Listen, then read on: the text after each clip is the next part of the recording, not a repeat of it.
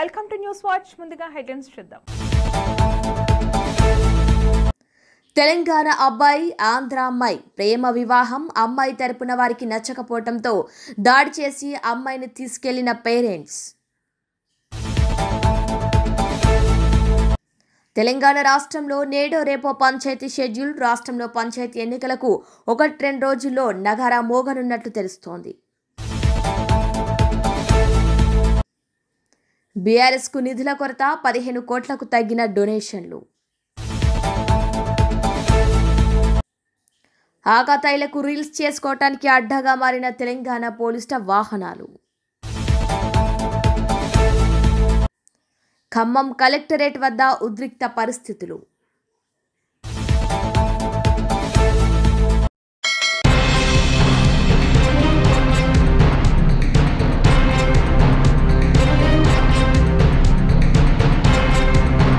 హిందూపురం పట్టణంలోని సూర్య వైన్స్ యజమాని ప్రశాంత్ గౌడ్తో తాను ఫోన్లో మాట్లాడినట్లు విడుదలైన వాయిస్ స్పీకర్ తనది కాదని, దానిపై చట్టపరమైన చర్యలు తీసుకుంటామని ఎక్సైజ్ సిఐ శ్రీలక్ష్మి దుర్గయ్య పేర్కొన్నారు.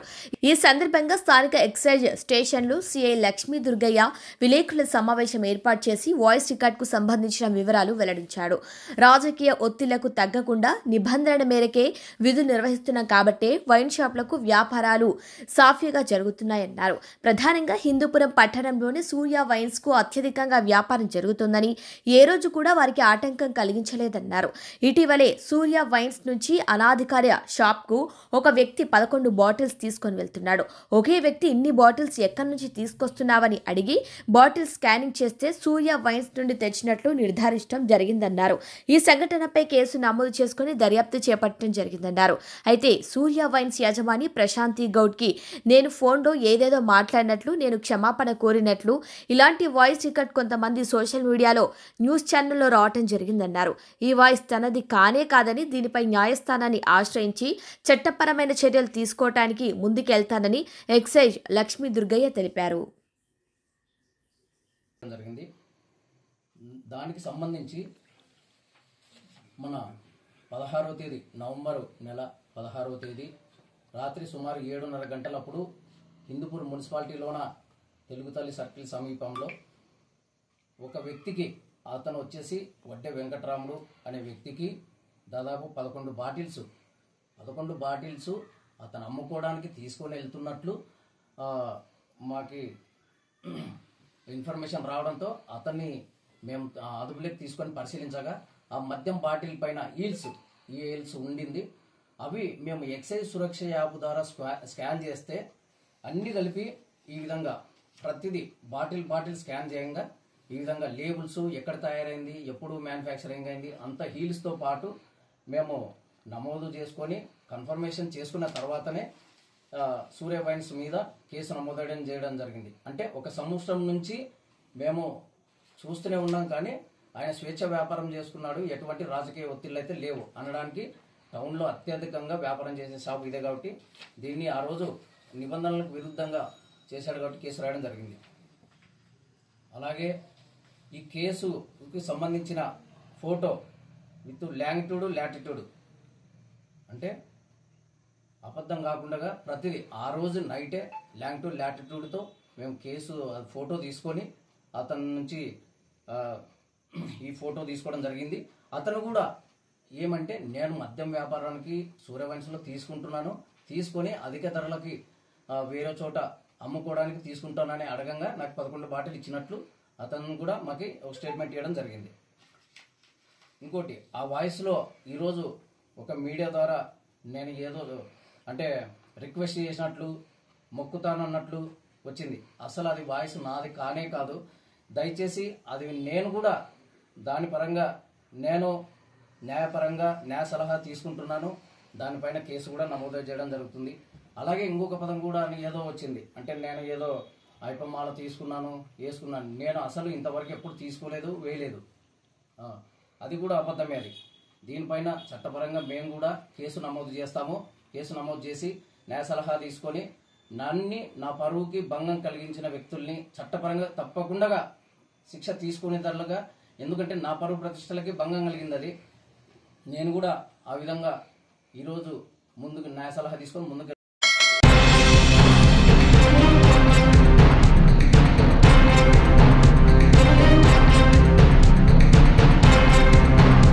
ఆకతాయిలకు రీల్స్ చేసుకోవటానికి అడ్డాగా మారింది తెలంగాణ పోలీసుల వాహనాలు.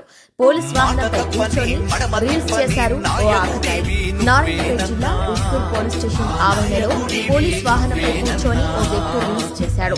వీడియో వైరల్ అవ్వడంతో రీల్స్ చేసిన వారి పూర్తి వివరాలు తెలుసుకుని వారిపై కఠిన చర్యలు తీసుకుంటామని తెలిపారు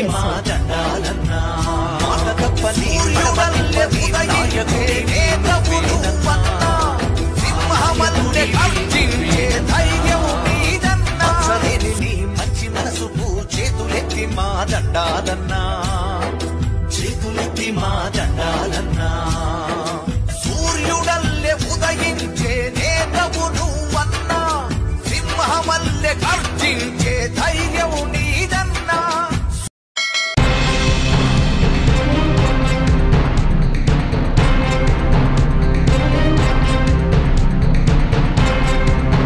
మంచిర్యాల మున్సిపల్ కార్పొరేషన్లో పనిచేస్తున్న పారిశుద్ధ్య కార్మికులు తమ సమస్యలను పరిష్కరించాలని డిమాండ్ చేస్తూ మున్సిపల్ కార్పొరేషన్ ప్రధాన కార్యాలయం వద్ద ఆందోళన బాటపట్టారు. 28,500 కనీస వేతనం చెల్లించాలని డిమాండ్ చేస్తూ ధర్నా చేపట్టారు. మంచిర్యాల మున్సిపల్ ఉన్నతాధికారులు కార్మికులకు ఇబ్బందులకు గురి చేస్తున్నారని ఆరోపించారు.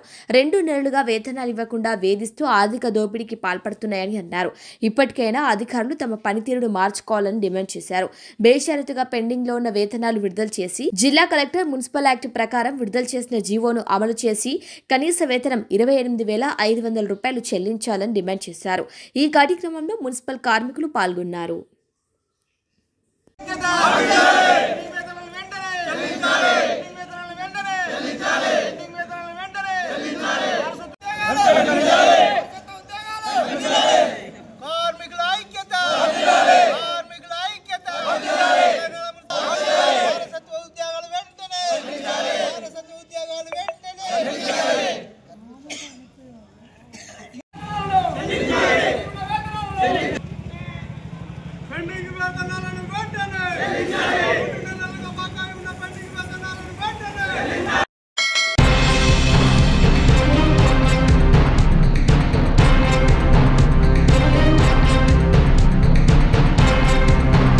అసెంబ్లీ ఎన్నికలతో పాటు జూబ్లీహిల్స్ ఉప ఎన్నికల్లో ఓటమి, పార్టీ అధినేత కేసీఆర్ ప్రజల్లోకి రాకపోవటం, కవిత ఆరోపణలు, బీజేపీతో విలీన రూమర్లతో రాష్ట్రంలో బీఆర్ఎస్ ఇమేజ్ మసకబారిందని తెలుస్తోంది.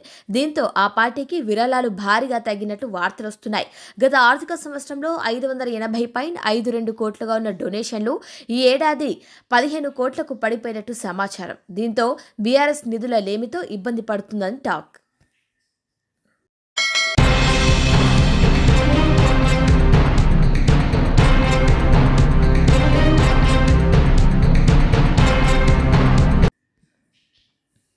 హైకోర్టు తీర్పు నేపథ్యంలో కొన్ని రోజులుగా రాష్ట్ర ప్రభుత్వం ఎన్నికల నిర్వహణపై కసరత్తు చేస్తున్న విషయం తెలిసిందే. వాస్తవానికి సోమవారం హైకోర్టులో విచారణ జరగాల్సి ఉండగా మంగళవారానికి వాయిదా పడింది. మంగళవారం హైకోర్టుకు రాష్ట్ర ప్రభుత్వం సమగ్ర సమాచారాన్ని సమర్పించనుంది. రిజర్వేషన్ల జోలికి వెళ్లకుండా పార్టీపరమైన రిజర్వేషన్లతో ప్రస్తుతం గ్రామ పంచాయతీ ఎన్నికలు నిర్వహించనుంది. సోమవారం ఎన్నికల సంఘానికి కూడా రాష్ట్ర ప్రభుత్వం రిజర్వేషన్ల సమాచారాన్ని అందించింది. జిల్లాల వారీగా, రెవెన్యూ మండల వారీగా వివరాలను ఎన్నికల సంఘానికి పంపింది. ఎన్నికలకు రాష్ట్ర ప్రభుత్వం సంసిద్ధంగా ఉన్నట్లు చెప్పింది. ఎన్నికల సంఘం అన్ని జిల్లాల కలెక్టర్లతో సోమవారం కూడా సమావేశమైంది. ఎన్నికల ఏర్పాట్లపై చర్చించింది. మంగళవారం జరిగే విచారణలో హైకోర్టు ఆదేశాలిస్తే ఎన్నికల సంఘం తక్షణమే షెడ్యూల్ విడుదల చేయాలని భావిస్తోంది. మంగళవారం రాష్ట్ర కేబినెట్ సమావేశం ఉన్న నేపథ్యంలో ఎన్నికల సంఘం హడావిడిగా షెడ్యూల్ విడుదల చేస్తుందా లేక బుధవారం చేస్తుందా అన్న చర్చ జరుగుతుంది. అయితే ముఖ్యమంత్రి రేవంత్ రెడ్డి సోమవారం తన నియోజకవర్గం కొడంగల్లో మాట్లాడుతూ రాష్ట్రంలో 2-3 రోజుల్లో పంచాయతీ ఎన్నికలు వస్తాయని కూడా చెప్పారు. దీంతో మంగళవారం హైకోర్టు తీర్పు, మంత్రివర్గ సమావేశం ఉన్నందున బుధవారం ఎన్నికల షెడ్యూల్ వెలువడుతుందని అధికార వర్గాలు చెబుతున్నాయి. ఎన్నికల ప్రక్రియను డిసెంబర్ 2వ వారానికి ముగించాలని యోచిస్తున్నారు. అంతా అనుకున్నట్టే జరిగితే డిసెంబర్ 20 లోపే ఎన్నికల ప్రక్రియ ముగుస్తుందని అధికారులు చెబుతున్నారు.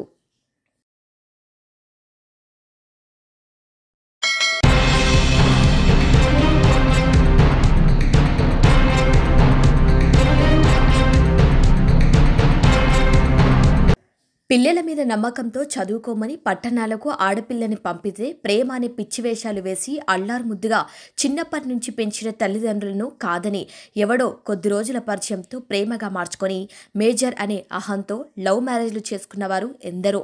తల్లిదండ్రులను కాదని అందరి జీవితంలో సుఖంగా ఉన్నారా అంటే అది డౌటే. మరి ఈ స్టోరీ కూడా ఇంచుమించు అలాంటిదే అని చెప్పొచ్చు. తల్లిదండ్రులకు తెలియకుండా లవ్ మ్యారేజ్ చేసుకున్న కూతుర్ని వారి తల్లిదండ్రులు సినీ ఫక్కిలో లాక్కెళ్లారు. జగిత్యాల జిల్లా మల్యాలకు చెందిన ముత్తుకుమార్, గుంటూరు జిల్లా మాచర్లకు చెందిన మాధవి వారం క్రితం కొండగట్టులో ప్రేమ వివాహం చేసుకున్నారు.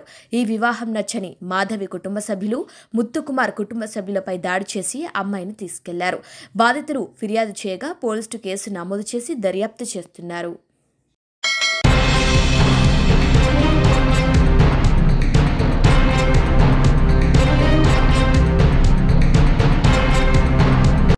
గతంలో వైసీపీ రైతుల తరపున ఆందోళన చేస్తే ఇదిగో మేమన్నీ చేశామని ఫ్లెక్సీలు వేసిన వైసీపీ నేతలు ఈరోజు కలెక్టరేట్ వద్ద రైతులకు ఏం చేస్తున్నారో ఫ్లెక్సీలు వేసే ధైర్యం ఉందా అంటూ వైఎస్ఆర్సీపీ పార్టీ నాయకులు సవాల్ విసురుతున్నారు. జిల్లాలో పంట నష్టపోతున్న రైతుల ఈయన గాథలు, ధరలేక రైతులు పడుతున్న కష్టాలపై వైఎస్ఆర్సీపీ నేతలు జిల్లా కలెక్టర్ ఆనంద్ కలిసి ఆదుకోవాలని విన్నవించారు. వైఎస్ఆర్సీపీ అనంతరం జిల్లా నేతలు తెలుగుదేశం ప్రభుత్వం, ముఖ్యమంత్రి చంద్రబాబుకు వార్నింగ్ ఇచ్చారు. రైతులను ఆదుకోవాలని వైఎస్ఆర్సీపీ అనంతపురం జిల్లా అధ్యక్షులు అనంత వెంకట్రామరెడ్డి, మాజీ మంత్రి శైలజానాథ్, మాజీ ఎంపీ తలారి రంగయ్య, మాజీ ఎమ్మెల్యే విశ్వేశ్వర్రెడ్డి, పలువురు వైసీపీ నేతలు అనంతపురం జిల్లా కలెక్టర్ను కలిశారు. అనంతపురం జిల్లాలో రైతులు తీవ్రంగా నష్టపోతున్నారని, అరటి రైతులు, మొక్కజొన్న, కంది ఇలా అన్ని రకాల పంటలు రైతులు ధరలు లేక పొలాల్లోకి వదిలేయాల్సినటువంటి పరిస్థితి నెలకొందని అన్నారు. రైతాంగం తీవ్రంగా నష్టపోతున్నా వారి గోడు పట్టించుకునే పరిస్థితి ప్రభుత్వానికి లేదని ఆగ్రహం వ్యక్తం చేశారు. వెంటనే రైతులను ఆదుకోవాలని డిమాండ్ చేస్తూ జిల్లా కలెక్టర్ ఓ ఆనందం కలిసి విన్నవించారు. ఈ కూటమి ప్రభుత్వానికి ప్రజల ఆస్తులు అమ్ముకోవటం తప్ప వారిని ఆదుకోవటం తెలియదని ఘాటుగా విమర్శించారు. ఒక వైఎస్ఆర్సీపీ పాలనలో రైతులు పంటలు నష్టపోతే మద్దతు ధర కల్పించడంతో పాటు పంటలు కొనుగోలు చేసి ప్రభుత్వమే విక్రయించేలా చర్యలు తీసుకున్న విషయాన్ని గుర్తు చేశారు. ఇప్పటికైనా ప్రభుత్వం, ముఖ్యమంత్రి చంద్రబాబు స్పందించకపోతే పెద్ద ఎత్తున కలెక్టరేట్ కార్యాలయం వద్ద ఆందోళనకు దిగుతామని వారు హెచ్చరించారు. తెచ్చి కలెక్టరేట్ ముందు అమ్ముతాం. ఆ ₹10 పావులకు కాదు అసలు, కానీ ఫ్రీగా అసలు ఈ ప్రభుత్వం యొక్క వైఫల్యంతో ప్రభుత్వం పట్టించుకోవడానికి ఖచ్చితంగా కాదు టన్నులు తెచ్చి కూడా ఈ ఆంధ్ర ప్రజలకి తెలియజేస్తాం ఇంత అన్యాయంగా ఉన్నాయి బతుకులు అని. మొక్కజొన్న ఏం చేయాలో అర్థం కాని పరిస్థితి. చెనిక్కాయ వేసుకునే వాళ్ళం, వీళ్ళ పుణ్యమా అని చెనిక్కాయ దెబ్బతినిపోతే, చెనిక్కాయ రేట్ రాకపోతే, పంట మార్చుకొని మొక్కజొన్న పోతే దానికి దిక్కు లేదు. రైతే దిక్కులేని వాడైపోతా ఉన్నాడు. వీళ్ళ పరిస్థితి అంతా భూములు ఎట్లా అమ్ముకోవాలా, ఎట్లా మీటింగ్లు పెట్టుకోవాలో. మొన్న ఏదో 4వ మీటింగ్ పెట్టాడు పారిశ్రామికవేత్తలతో, ఏదో పెట్టుబడిదారులతో మీటింగ్, 4వ మీటింగ్ అది. పోయినసారి 3 మీటింగ్ సిఐఐ అదేదో సమ్మిట్ అట, మళ్ళీ 4వది పెట్టాడు. ఈసారి గట్టి పెట్టుబడులు వస్తాయంట. అయ్యా చంద్రబాబు నాయుడు గారు, గట్టి పెట్టుబడులు రైతు దగ్గర నుంచి వస్తాయి. ఆ మాత్రం ఆర్థికవేత్తగా నేర్చుకోను. వ్యవసాయంలో మిగిలిన డబ్బులే పెట్టుబడులుగా మారుతాయి. వ్యవసాయం వల్ల వచ్చిన డబ్బులే అభివృద్ధి వైపు పయనిస్తాయి తప్పనిస్తే ప్రైవేట్ వ్యాపారస్తులు అభివృద్ధి అంటే ఏంది ఉండదు. ఈ రాష్ట్రాన్ని దోచుకుపోవడం, ప్రజల వనరుల్ని దోచుకుపోవడం తప్ప ఇంకేం అక్కడ ఉండదు. ఎక్కడైనా సరే కుప్పంలో మీకున్న ఆస్తుల్లో నుంచి 99 పైసలకు ఎన్ని ఎకరాలు అమ్మితే మా అనంతపురం పంపిస్తానికి కొనుక్కోమని రూపాయి ఇస్తారు, 99 పైసలు కూడా కాదు. కనుక రైతును ఆదుకోవాలని చెప్పాం. మమ్మల్ని అనవసరంగా శాంతియుతంగా ఉన్న గోవులు లాంటి, ఆవులు లాంటి రైతుల్ని మళ్ళీ రోడ్లెక్కిచ్చే పని చేద్దని చెప్తా ఉన్నాం. 28, 29 తారీఖుల్లో ఏమాత్రం ప్రభుత్వం నుంచి కదలిక లేకపోతే ఖచ్చితంగా ఇదే విషయాన్ని రైతులతో అందరితో కలిపి అదే అరటికాయలు, అదే మొక్కజొన్న, అదే పత్తి అంతా ఇక్కడే దాన్ని ముట్లు అనుకుంటారో, ధర్నా అనుకుంటారో, లేకుంటే అయ్యా రామచంద్ర అడుక్కునేకి వచ్చామనుకుంటారో. మీరేమైనా అనుకోండి, ఈ అధికార కేంద్రం ద్వారా ఆ ఒత్తిడి ఉంటుందనే విషయాన్ని తెలియజేస్తా ఉన్నాం. ఆఫీసర్లు ఢిల్లీకి పోయి చెప్పిన మాట నాకు ఆశ్చర్యం వేసింది. వాళ్ళు 15 రోజుల్లో వచ్చి కొనుక్కుంటారంట. ఢిల్లీ వాళ్ళు వచ్చి, వీళ్ళు 15 రోజుల్లో ఇంకా అమ్మాల్సింది చెత్తే. ఇంకా చెత్త లేక కుళ్ళిపోయిన తెచ్చి అమ్ముకొని పోవాలా. బహుశా ఏమైనా ఎరువుకు పనికి వస్తుంది మాకరికి. ఇటువంటి ఆలోచన లేని పనులు చేస్తూ ఉన్నారు. చంద్రబాబు నాయుడు ప్రభుత్వానికి చెప్తా ఉన్నాం, రైతు ఏడిస్తే ఈ రాష్ట్రానికి మంచిది కాదు. ఈ రాష్ట్రం రైతులదే, ఈ రాష్ట్రం వ్యవసాయవేత్తలదే తప్ప పారిశ్రామికవేత్తలది కాదు. పారిశ్రమలు ఉంటే ఉండొచ్చుగాక. కనుక రైతుని కాపాడుకోవాల్సిన బాధ్యత ప్రభుత్వాన్ని. మీకేమైనా మీ పరిపాలనలో అనుమానం వస్తే డాక్టర్ వైఎస్ రాజశేఖర రెడ్డి ఏం చేశాడు, ఇన్పుట్ సబ్సిడీ ఏంటి, ఇన్సూరెన్స్ ఏంటి, లేక సపోర్టివ్ ప్రైస్ ఏంటి నేర్చుకోండి. అక్కడికి మీకు అర్థం కాకపోతే జగన్మోహన్ రెడ్డి గారు ఏ విధంగా పొలం దగ్గరే రైతుని మేలు చేశాడో, పొలం దగ్గరే కొన్నాడో, ఎలా రైతులకి రైతు కేంద్రాల ద్వారా సాయం చేశాడో నేర్చుకోండి. రైతు గురించి ఆలోచించమని కోరుకుంటున్నాం. మమ్మల్ని ఇంతటితో మీరు ఆపితే మంచిది. ఇక ముందుకు పోకుండా రైతు యొక్క కోపానికి గురి కావద్దని హెచ్చరిస్తా ఉన్నాం. మరొక మారు చంద్రబాబు నాయుడు గారి నాయకత్వ ప్రభుత్వంలో రైతుల యొక్క సంక్షోభం కూడా ఏర్పడింది. అగమ్య గోచరంగా కూడా తయారైంది రాష్ట్రంలో రైతుల యొక్క పరిస్థితి. మరీ ముఖ్యంగా అనంతపురం జిల్లా రైతుల పరిస్థితి అయితే చెప్పడానికి కూడా మాటలు అనేది కూడా రానుకున్న పరిస్థితులు కూడా ఈరోజు కూడా నెలకొన్నాయి. ఈరోజే కాదు, ఈ 1.5 సంవత్సరంలో అంటే చంద్రబాబు నాయుడు గారు ముఖ్యమంత్రి 4వ మారు అయినాక 2 ఖరీఫ్లు 2 రబీలు కూడా పూర్తి అవుతున్నాయి. 4 రబీల్లో కూడా ఇంతవరకు కూడా నష్టం అనేది కూడా ఎక్కడ కానీ రైతుకు అనేది కూడా పండించిన పంటకు హార్టికల్చర్ కావచ్చు, ధాన్యం కావచ్చు, ఇతర పంటలు కానీ ఎక్కడ కానీ గిట్టుబాటు కూడా ఎంఎస్పి ధరలు కూడా ఎక్కడ కానీ పడలేదు. కేవలం మాటలకు మాత్రం పరిమితమైనారు.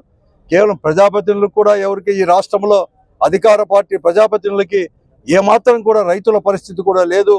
నాకు ఒకే ఒక భయం వేస్తుంది. మా అందరికి కూడా గతంలో కూడా ఈ ప్రభుత్వానికి కూడా హెచ్చరిక కూడా చేయడం జరిగింది.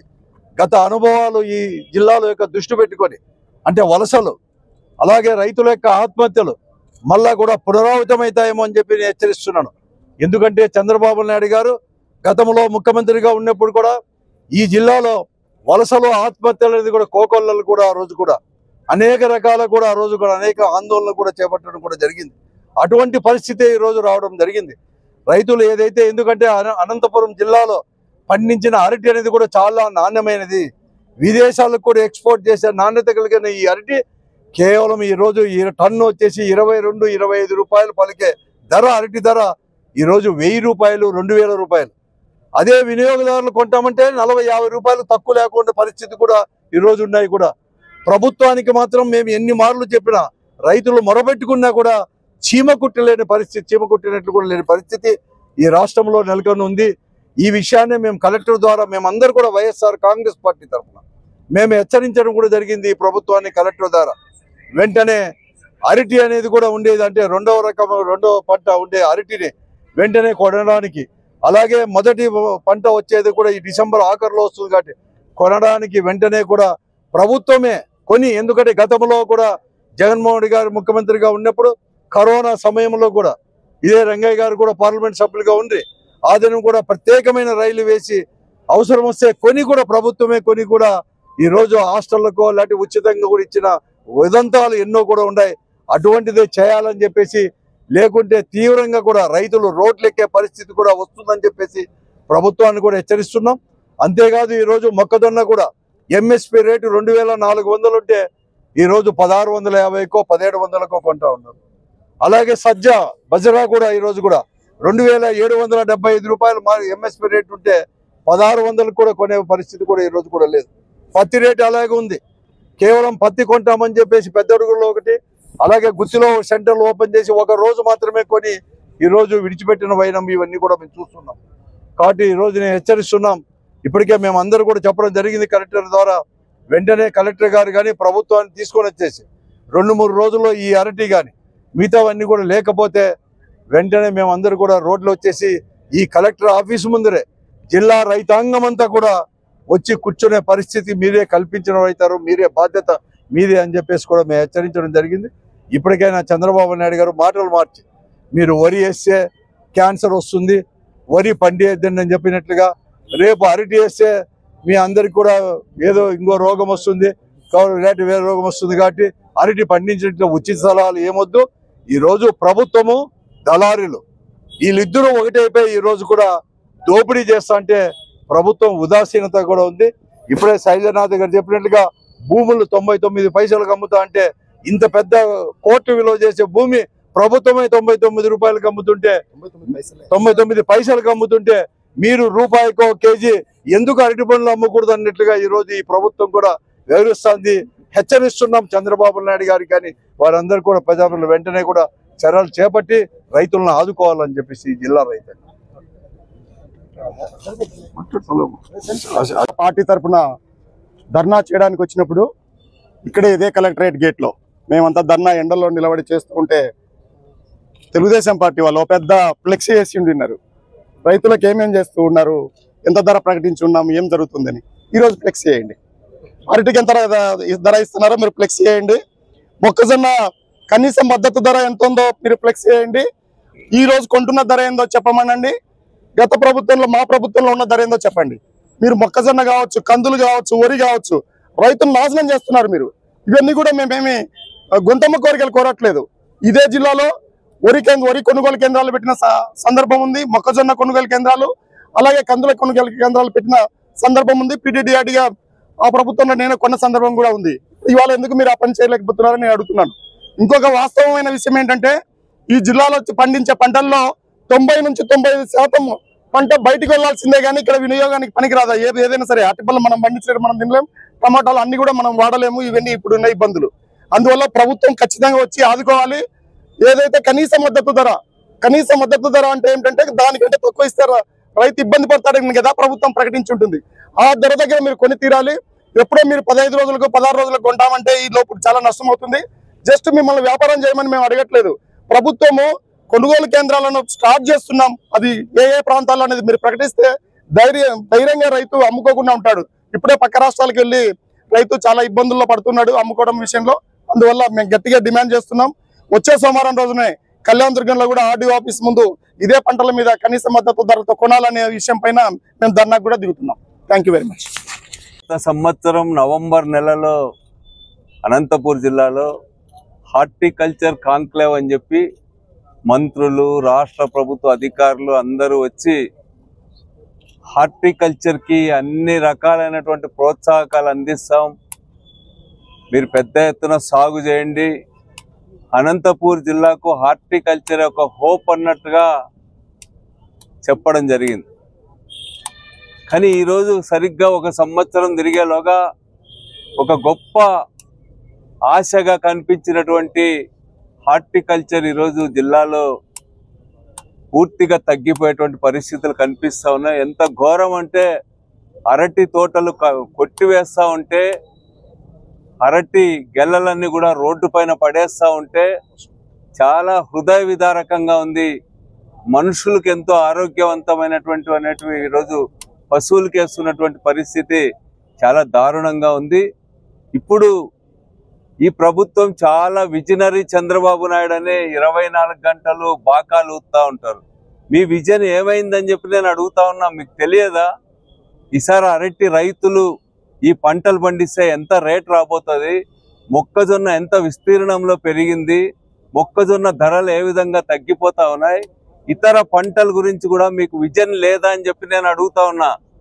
విజన్ లేక కాదు, మీకు ధ్యాస లేదు. అసలు వ్యవసాయం అంటేనే పూర్తిగా నిర్లక్ష్యం.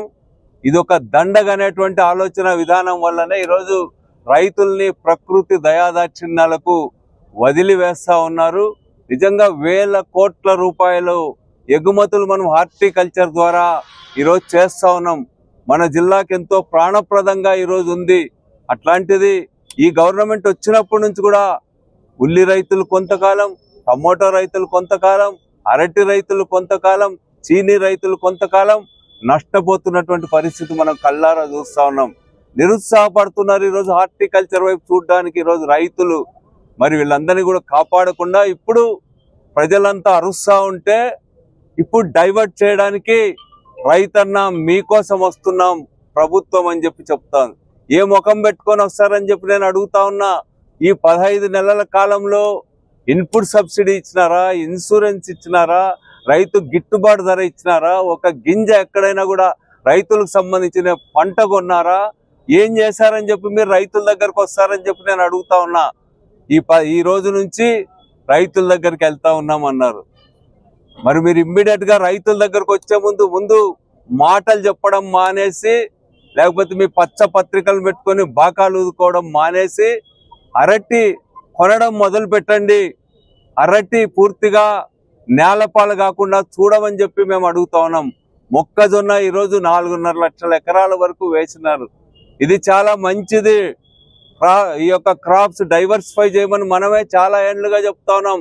ఈరోజు శనక్కాయలు నష్టం వస్తున్నాయని చెప్పి మొక్కజొన్న వేసుకుంటే మొక్కజొన్న పంట ఈరోజు 1500-1600 కూడా కొనే పరిస్థితి లేదు. మేమున్నప్పుడు ఒక్కసారి గుర్తు చేసుకోమని చెప్పి చెప్తా ఉన్నాం.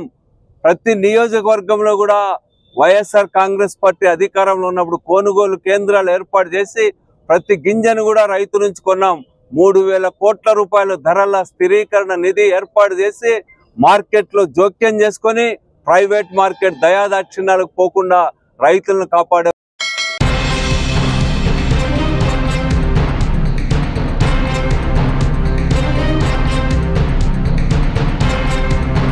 బులెటిన్ ముగించే ముందు హెడ్లైన్స్ మరొకసారి.